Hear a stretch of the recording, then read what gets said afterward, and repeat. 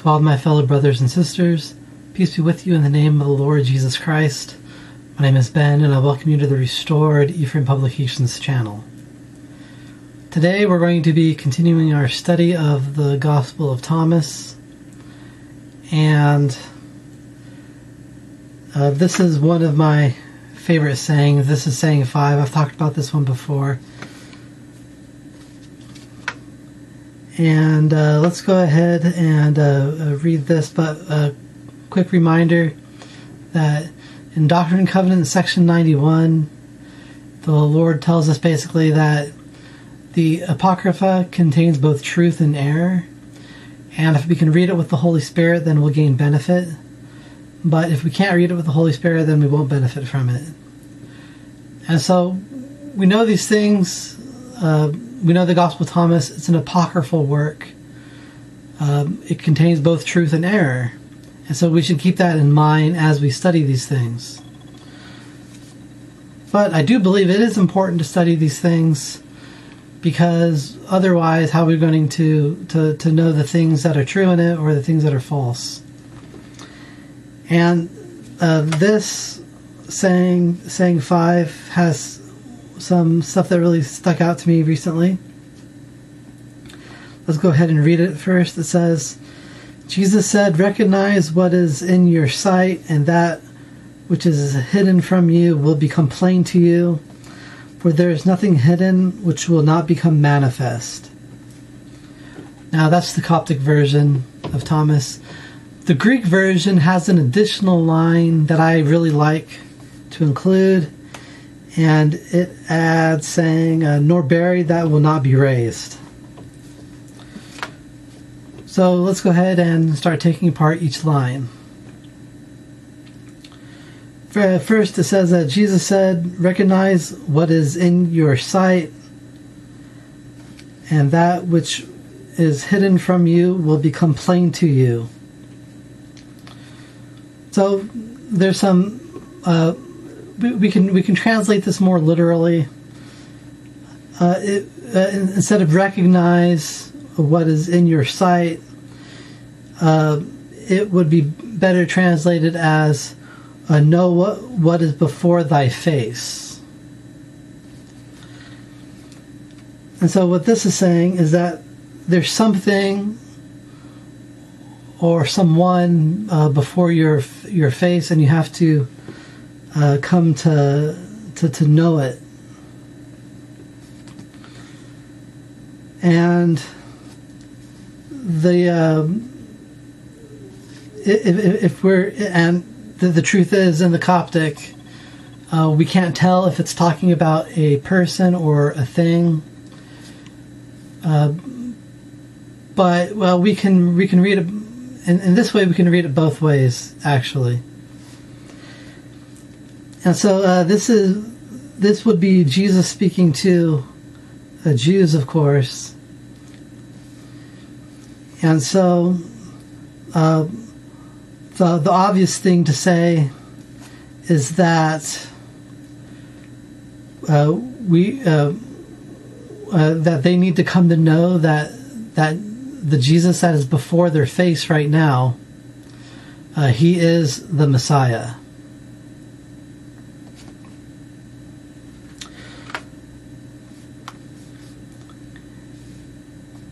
And when you do that, then you gain access to greater knowledge. Now, for me, what the Holy Spirit helped me to understand from this is that the Lord puts things right in front of our faces. And it's up to us to come to know what those are. And if we are willing to do that, it says, and that which is hidden from you will become plain to you.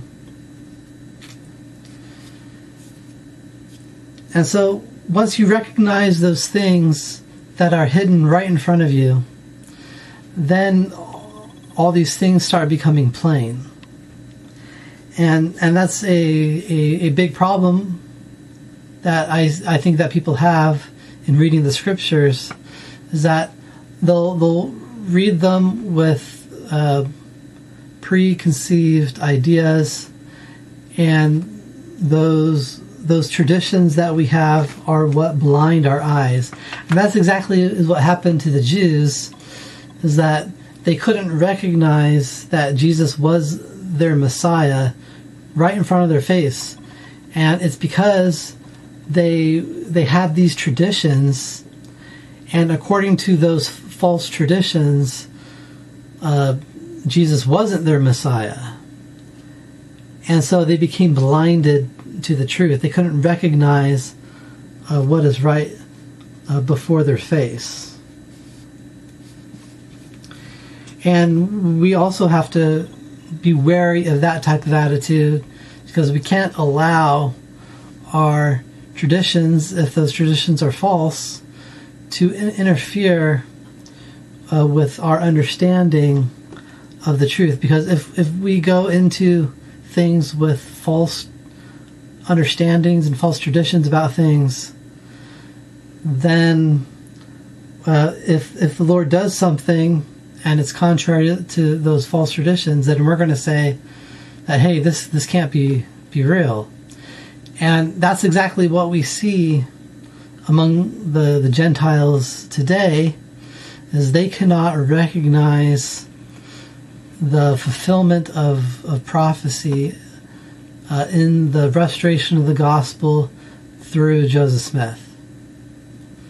And so, because they've become blinded by their tradition, they won't recognize that God really did call Joseph Smith to be a prophet to restore the original form of the Church of Jesus Christ to the earth with its authority and ability.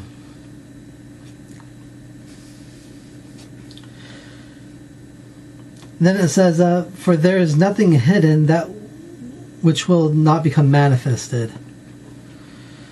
And so eventually the Lord will make all things manifested.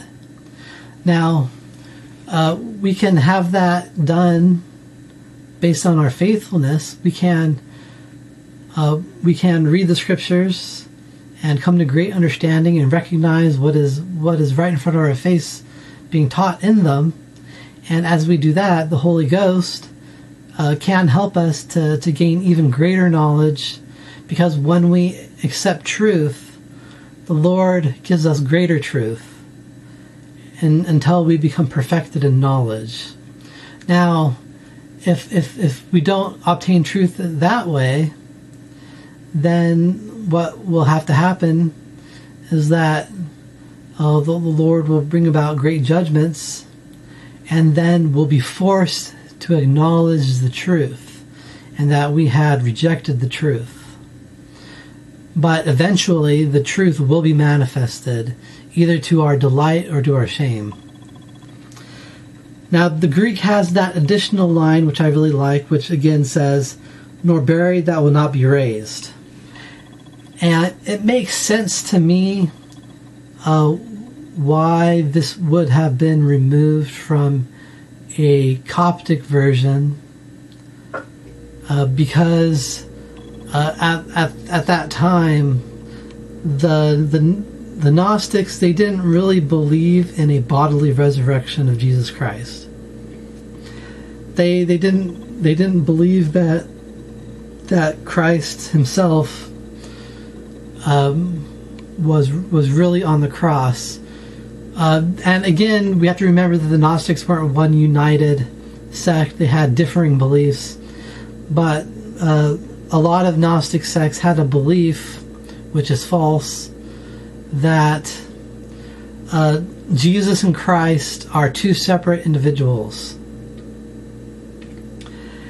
And what happened was that Christ entered into Jesus, and then before Jesus was crucified, Christ left Jesus.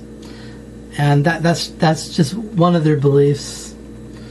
It's not representative of the whole, but it is one of the big things. And so the the Gnostics were very negative about the material world, whereas we, on the other hand, we know that the material realm is an essential part, and when we return into the presence of God, it's not just some spiritual thing, it's a physical, perfected, glorified system. And so we believe that the resurrection is necessary. But the Gnostics, not believing in the resurrection the same way that we do, I could see why they would want to remove this idea of something that's buried which will not be raised. And so, because they probably saw that and saw it as a reference to resurrection. And it's true that there's no one who is buried that will not be resurrected again. But we can also read it as referring to things in general, because we know that there's nothing buried, that there's nothing that we can hide that the Lord will not cause to be uncovered. And this is why it's so important to confess and repent of our sins, because either we can do that ourselves or the Lord can do it for us. And if the Lord does it for us, it's to our shame. And so we need to be confessing our sins. And confessing our sins doesn't mean necessarily that we have to go and tell everybody in the world, but there's some times when we need to confess to the person that we did wrong to. There's times when we need to confess our sin to the bishop, and do all things in wisdom. But if we do it on our own, then it's for our own betterment. But if we don't do it, then the Lord will cause it to be unburied to our shame. And we can also see this as we know that the book of Isaiah prophesies of a book that was buried that will be uncovered, and of course that is referring to the Book of Mormon, which again it reveals the sins of past generations on this land. And so we can also see a reference to that type of thing happening, where the Lord caused the Book of Mormon to be buried and then unburied. And so this is why I really like this passage. It's because it just rings so true to me that the Lord really does. He's putting things right in our faces. And the problem is that if we're not ready to receive it yet, then we won't be able to understand it or recognize it. But as we learn to have more faith in Jesus and to trust in His words that He gave to us in the Scriptures, as we do that, we'll come to recognize more and more truth that the Lord puts right in front of us. And that is how we become more perfected in knowledge. I leave this with you in the name of Jesus Christ. Amen.